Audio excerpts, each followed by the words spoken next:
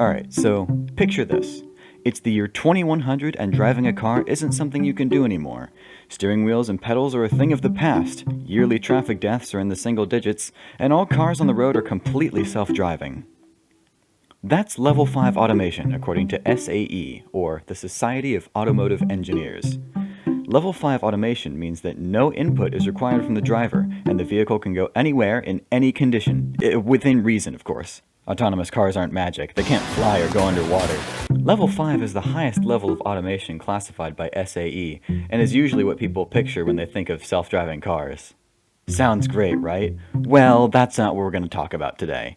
Today, I'm going to tell you about driver support features.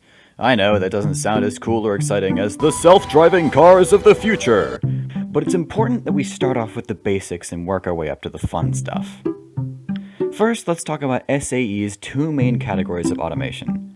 Levels 0 through 2 are called driver support features, and levels 3 through 5 are called automated driving features. For simplicity's sake, I'll call these two categories lower level automation and higher level automation. Lower level automation includes features that are available on some newer cars like automatic emergency braking, blind spot warnings, lane centering, and adaptive cruise control. Higher level automation includes features that are currently being tested for safety and are not available on consumer vehicles as of right now. Lower level automation features can be found in vehicles like Tesla's Model S with its Autopilot feature.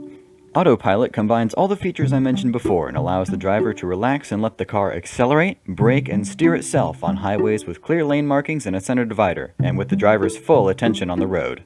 That last part about clear markings and driver attention is very important. On Tesla's website, there is a note at the bottom of the Autopilot features that says, "The currently enabled Autopilot and Full Self-Driving features require active driver supervision and do not make the vehicle autonomous." The driver also has to agree to keep their hands on the wheel and stay alert at all times before they are able to use Autopilot.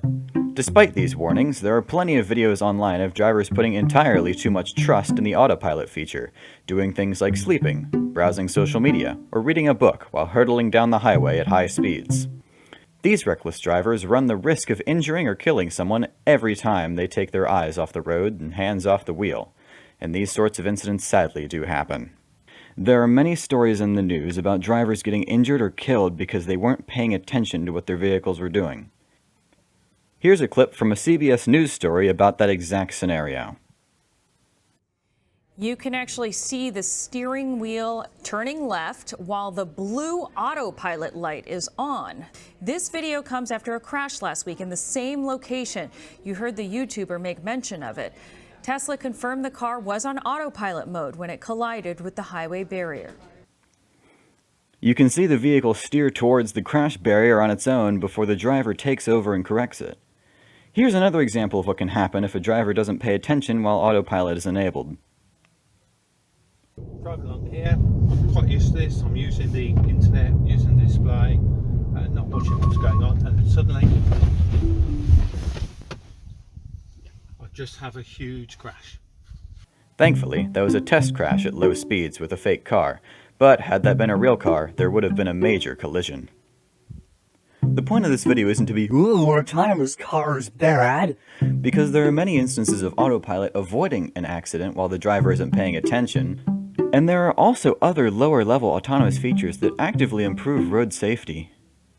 For instance, if you drive a newer car, it might warn you if there's a vehicle in your blind spot, or it might apply the brakes if a vehicle suddenly slows down or stops in front of you.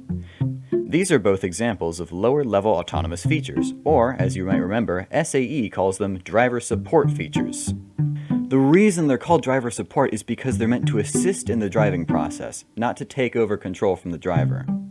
As long as the driver uses the features in their car responsibly, and as the manufacturer intended, these lower-level autonomous features can improve road safety and make the driving experience better and safer overall.